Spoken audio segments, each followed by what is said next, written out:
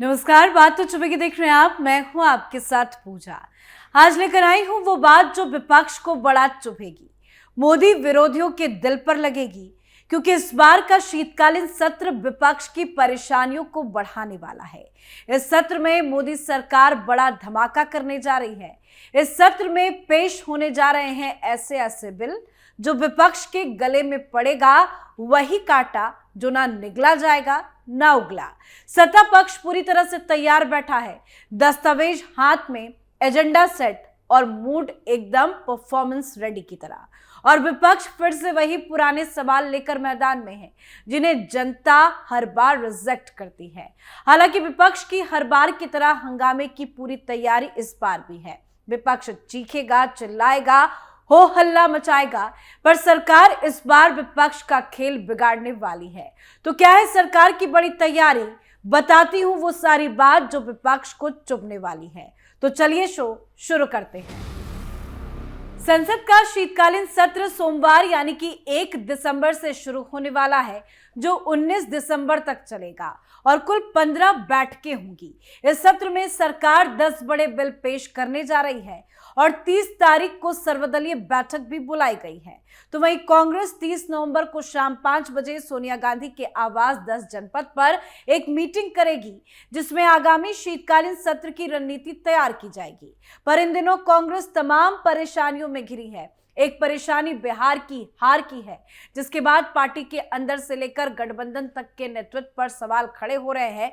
दूसरी परेशानी कर्नाटक की है, जहां सीएम पद की कला में जोर आजमाइश चल रही है।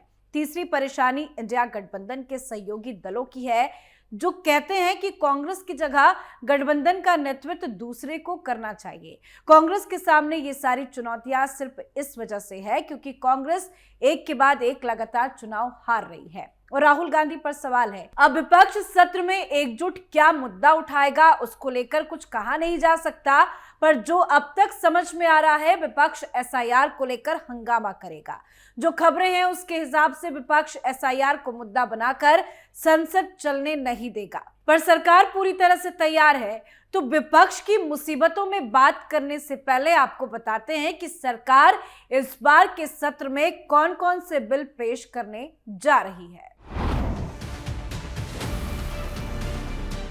मोदी सरकार शीतकालीन सत्र के दौरान संसद में एटॉमिक एनर्जी बिल 2025 लाने की तैयारी में है, जिसके बाद भारत का परमाणु ऊर्जा सेक्टर बड़े बदलावों की दहलीज पर खड़ा हो जाएगा। इसे पेश करने के पीछे मुख्य मकसद भारत में परमाणु ऊर्जा के क्षेत्र में बड़े पैमाने पर बदलाव और निजी क्षेत्र को काम करने की इजाजत देना है। वर्तमान में पुराने कानून एटॉमिक एनर्जी एक्ट 1962 के तहत केवल राज्य या केंद्र सरकार से संबंध सार्वजनिक क्षेत्र की कंपनियों को परमाणु पावर प्लांट चलाने की इजाजत है। इस बिल में यह व्यवस्था बदलने का प्रस्ताव है ताकि निजी कंपनियां और विदेशी कंपनियां भी परमाणु ऊर्जा परियोजना में भाग ले सके। यह बिल भारत में परमाणु ऊर्जा के उपयोग और रेगुलेशन को नियंत्रित करने के उद्देश्य से लाया जा रहा है। यह बिल प्राइवेट कंपनियों को न्यूक्लियर पावर प्लांट लगाने की इजाजत देगा। अब देश में सभी न्यूक्लियर पावर प्लांट एनपीसीआईएल जैसी सरकारी कंपनियों के जरिए बनाए जाते हैं। नए बिल में बदलाव के बाद भारतीय और विदेशी दोनों तरह की प्राइवेट कंपनियां न्यूक्लियर पावर प्रोडक्शन में आ सकेगी। दावा है कि इस कदम से देश को 24/7 नॉन स्टॉप बिजली मिलेगी, ऊर्जा सुरक्षा मजबूत होगी और निजी निवेश से एसएमआर जैसे आधुनिक रिएक्टर जैसे तैयार होंगे। भारत 2047 तक 100 गीगावाट न्यूक्लियर एनर्जी तैयार करने का लक्ष्य लेकर चल रहा है। इसीलिए ये बिल भविष्य की ऊर्जा जरूरतों को ध्यान में रखकर बनाया गया है। लंबे समय से चर्चा में रहा higher education commission of India bill भी इस सत्र में पेश किया जाएगा। यह नया कानून यूजीसी जैसी मौजूदा संस्था की जगह एक नया रेगुलेटर लाने की दिशा में पहला कदम होगा। नए बिल का उद्देश्य विश्वविद्यालयों और शिक्षा संस्थानों को अधिक स्वायत्तता देना, रिसर्च और क्वालिटी में सुधार करना और मान्यता देने की प्रक्रिया को अधिक पारदर्शी बनाना बताया जाता है। यह भी कहा जा रहा है कि इससे भारत में हायर एजुकेशन को ग्लोबल लेवल पर कंपीट करने लायक बनाया जाएगा।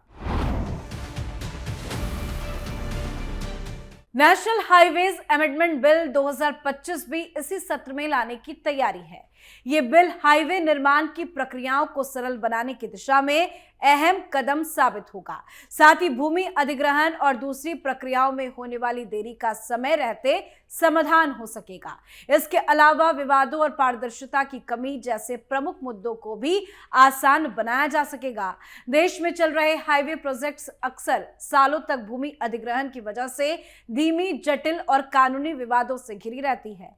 इससे निर्माण की लागत बढ़ती है, प्रोजेक्ट समय पर पूरे नहीं हो पाते और आर्थिक गतिविधियों पर बड़ा असर पड़ता है। सरकार का लक्ष्य है कि इन प्रोजेक्ट्स में रफ्तार लाई जाए ताकि देश के हाईवे नेटवर्क का विस्तार समयबद्ध तरीके से हो सके। साथ ही ये संशोधन राष्ट्रीय राजमार्ग अधिनियम 1956 में सुधार करेगा। प्रस्तावित बदलाव का फोकस प्रक्रिया तेज करने पर होगा। इसके अलावा भूमि अधिग्रहण की फाइलें और अनुमतियों में लगने वाला समय भी काफी कम लगेगा। कॉर्पोरेट कानून संशोधन विधेयक 2025 भी सरकार के एजेंडे में शामिल है। इसका उद्देश्य व्यवसाय करने में आसानी की सुविधा के लिए कंपनी अधिनियम 2013 और एलएलपी अधिनियम 2008 में संशोधन करना है। सरकार इस सत्र में प्रतिभूति बाजार संहिता विधेयक 2025 पेश कर सकती है। यह बिल भारतीय प्रतिभूति और विनिमय बोर्ड अधिनियम 1992, डिपॉजिटरी अधिनियम 1996 और प्रतिभूति अनुबंध विनिमय अधिनियम 1956 के प्रावधानों को एक तर्कसंगत एकल प्रतिभूति बाजार संहिता में समेकित करने का प्रस्ताव करता है। सरकार इस सत्र में संविधान में 131वें संशोधन का प्रस्ताव सरकार के एजेंडे में है। इस बिल के तहत खास तौर पर चंडीगढ़ केंद्र शासित प्रदेश को संविधान के आर्टिकल 240 के दायरे में लाया जाएगा। आर्टिकल 240 के तहत केंद्र सरकार केंद्र शासित प्रदेशों के लिए नियम बना सकती है जिन्हें कानून का दर्जा मिलता है। हालांकि बुलेटिन से इतर केंद्र सरकार की तरफ से सफाई भी आ गई है। कंपनी और लोगों के बीच विवाद अक्सर सालों तक कोर्ट में पेंडिंग रहती है। आर्बिट्रेशन और सुलह संशोधन बिल 2025 का मकसद आर्बिट्रेशन के फैसले को चुनौती देने की प्रक्रिया को आसान बनाना और विवादों का तेजी से समाधान करना है। तो ये मैंने आपको कुछ और बिल की जानकारी दी जो सरकार इस सत्र में लेकर आने वाली है। साथ ही इसके अलावा पिछले सत्र के 2 विधेयक भी विचार और पारित करने के लिए सूचीबद्ध है। संसदीय बुलेटिन के अनुसार वर्ष का पहला अनुपूरक बजट भी एजेंडे में है। संसद का शीतकालीन सत्र आगामी 1 दिसंबर से शुरू हो रहा है। कुल 15 कार्य दिवस वाला ये सत्र 19 दिसंबर को समाप्त हो जाएगा और बात विपक्ष की करे तो विपक्ष हंगामा करेगा। संसद के सत्र में विपक्षी दल चुनावी प्रक्रिया, वोटर लिस्ट के रिवीजन, अर्थव्यवस्था की हालत, रोजगार, संघीय ढांचे और हाल ही में लागू किए गए लेबर कोड जैसे मुद्दों पर सरकार को घेरने की कोशिश कर सकती है। पर सबसे ज्यादा बवाल एसआईआर को लेकर होने की उम्मीद है। हालांकि सरकार विपक्ष से अनुरोध करेगी कि बवाल कम करो, काम करने दो। वैसे खबर यह भी सामने आई है कि सरकार सत्र की शुरुआत में वंदे मातरम पर चर्चा करना चाहती है। वो रविवार को सर्वदलीय बैठक में विपक्ष से इस बारे में बात भी करेगी। सदन में प्रस्तावित चर्चा इस गाने के 150 साल पूरे होने के साल भर चलने वाले समारोह का हिस्सा भी हो सकता है। अभी हाल ही में 7 नवंबर को राजधानी में साल भर चलने वाले समारोह की शुरुआत के मौके पर प्रधानमंत्री नरेंद्र मोदी ने कांग्रेस पर निशाना साधते हुए आरोप लगाया कि 1937 में राष्ट्रीय गीत के महत्वपूर्ण छंद हटा दिए गए थे। उन्होंने कहा कि इससे बंटवारे के बीज बोए गए और वो फूट डालने वाली मानसिकता अभी भी देश के लिए एक चुनौती है। मल्लिकार्जुन खड़गे ने कहा कि उनकी पार्टी वंदे मातरम की गर्वित ध्वजवाहक है, जिसने राष्ट्र की सामूहिक आत्मा को जगाया और आजादी के लिए एक नारा बन गया।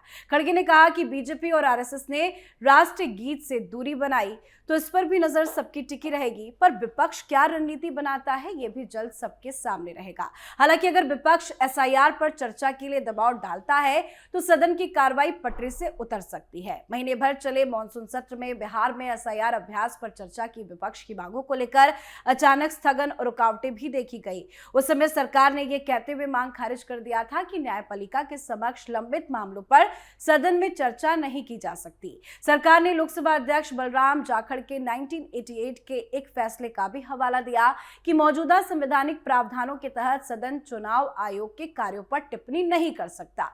पर विपक्ष इस बार एसआईआर को लेकर जरूर हंगामा करेगा, संसद में बवाल करेगा, तो तैयार हो जाइए। 1 दिसंबर से शुरू होकर 19 दिसंबर तक चलने वाले इस सत्र में राजनीति नहीं, महापॉलिटिक्स दिखेगी, वो भी ऐसी जहां सत्ता पक्ष के पाले में ताकत होगी और विपक्ष के पाले में बस आरोप, आशंकाएं और अंदरूनी झगड़े। ये सत्र साबित करेगा कि कौन काम करने आया है और कौन सिर्फ कैमरे के सामने राजनीति करने आया है। तो आप भी अपनी राय कमेंट करके लिखिएगा।